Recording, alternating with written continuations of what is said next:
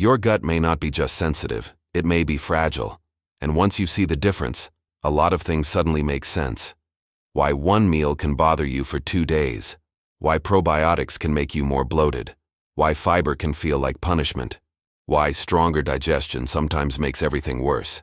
Because a sensitive gut reacts to triggers, but a fragile gut does not bounce back well after the trigger is gone. And by the end of this video, you'll have a much better way to read that pattern. Not just, what am I sensitive to?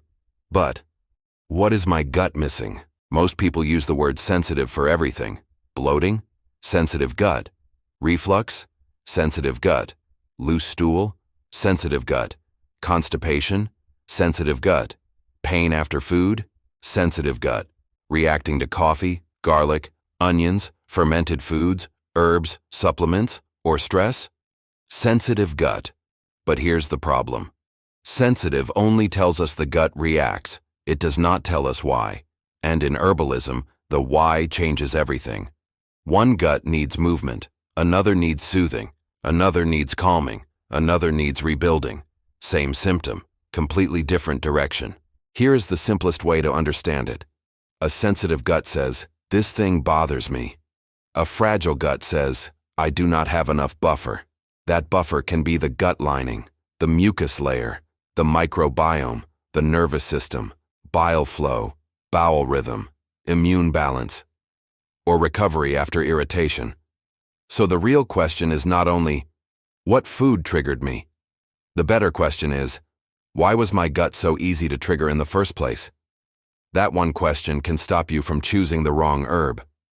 The first pattern is the raw gut, and this is the one people often treat too aggressively. This is the person who feels like everything is too sharp.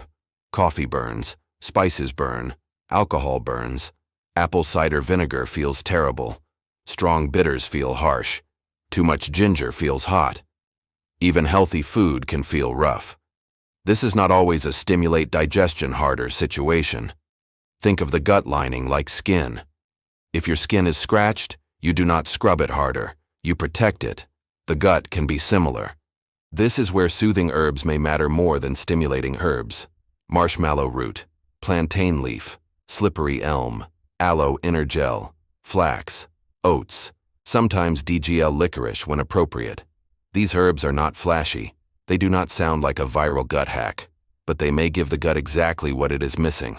Less push, more coating, less irritation, more protection. That can be the first real turning point. Now here is the part that saves a lot of people from wasting months. Bloating is not one problem. One person is bloated because food sits too long. Heavy stomach, low appetite, slow bowels, fullness after meals. Greasy food feels difficult. That person may need gentle movement. Dandelion, artichoke, fennel, ginger, maybe small amounts of bitters, if the pattern fits. But another person is bloated with burning, reflux, loose stool, urgency, pain, and irritation. That person may not need more stimulation first. They may need soothing first. So the question is not, what is the best herb for bloating? That question is too shallow. The better question is this bloating coming from stagnation, irritation, tension, dryness, weakness, or microbiome instability? That is the difference between guessing and actually reading the gut. Now let's go one layer deeper. Sometimes the gut is not only reacting to food, it is reacting to life. Stress changes the bowel. Conflict changes the bowel. Poor sleep changes the bowel. A rushed meal changes the bowel. The gut becomes tight, crampy, urgent, noisy, painful, or unpredictable. And this is where people get stuck. They keep treating the gut like it is only a food problem. But sometimes the nervous system keeps sending danger signals into the gut. So calming herbs may be just as important as digestive herbs. Chamomile, lemon balm, passion flower, skullcap, tilia, hawthorn flower. And if gas and spasm are part of the picture, fennel can sit beautifully between digestion and relaxation. Because if the gut is clenched, more digestive force is not always the answer. Sometimes the gut has to feel safe before it can digest well. That is not soft thinking. That is pattern thinking. Here is another pattern people misunderstand. The gut that cannot handle big moves. This is the person who tries probiotics and feels worse. Fermented foods cause gas. Fiber causes pressure. Prebiotics feel like too much. Raw vegetables feel impossible. And then they think, my gut hates healthy food. Not always. Sometimes the gut does not hate healthy food. Sometimes it just cannot handle a big jump. A fragile microbiome often needs a slow rebuild, not a giant reset, not 10 new capsules, not a massive fermented food challenge. Start smaller. Cooked plants, soups, stews, oats, flax, tiny amounts of tolerated fiber, simple bitter greens in small amounts, and this is where medicinal mushrooms become interesting. Turkey tail can fit the microbiome immune terrain conversation. Reishi can fit when gut reactivity comes with stress, inflammation, poor sleep, and poor recovery. Lion's mane becomes interesting when gut sensitivity and nerve sensitivity travel together. Agaricus may fit more depleted patterns where low resilience, immune weakness, and gut instability show up together. But with a fragile gut, the rule is low and slow, not heroic dosing.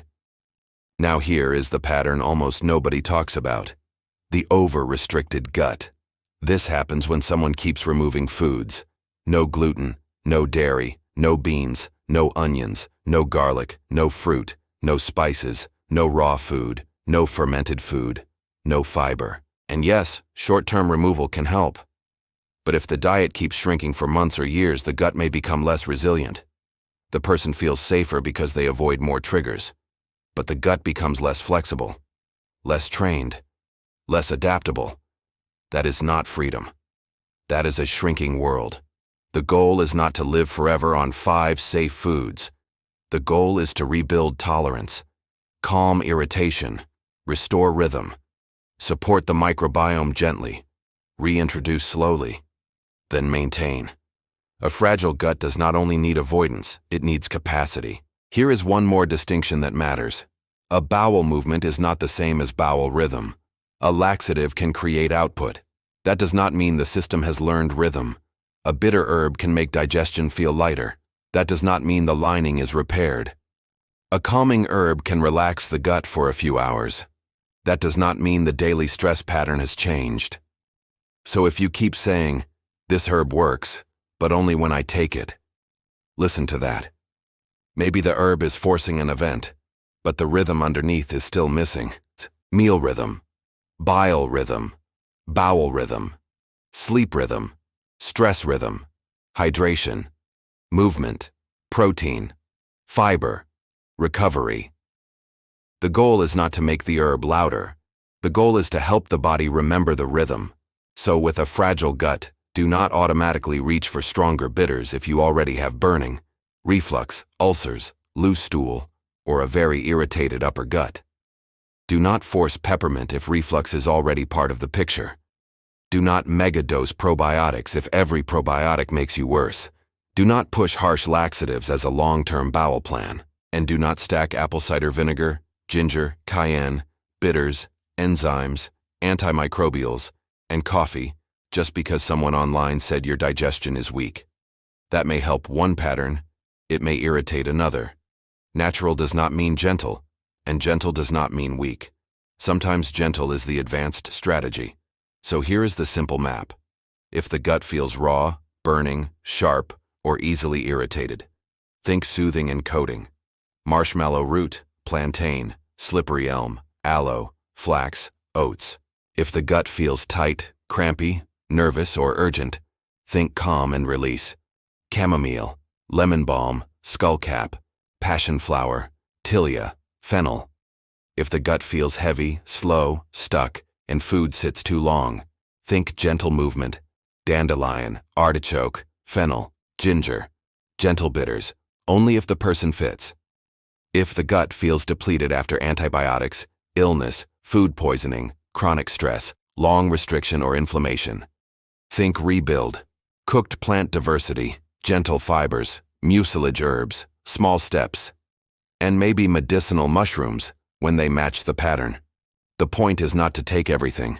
The point is to choose the missing direction. And one thing has to be clear. If there is blood in the stool, black stool, unexplained weight loss, fever, persistent vomiting, anemia, severe pain, symptoms waking you from sleep, or a major bowel change that does not settle, do not turn that into a supplement experiment. That needs proper medical evaluation. Herbs can be powerful, but the smartest herbal strategy starts by knowing what situation you are actually dealing with. So if your gut reacts to everything, do not only ask, "What am I sensitive to?" Ask, "What made my gut fragile?" Because the answer may not be a stronger digestive stack, it may be a softer rebuild. Protect the lining, calm the signal, restore the rhythm, feed the terrain slowly, then rebuild tolerance. That is how you stop chasing triggers and start building resilience. Same symptom, different pattern, different herbs. The Herbalist.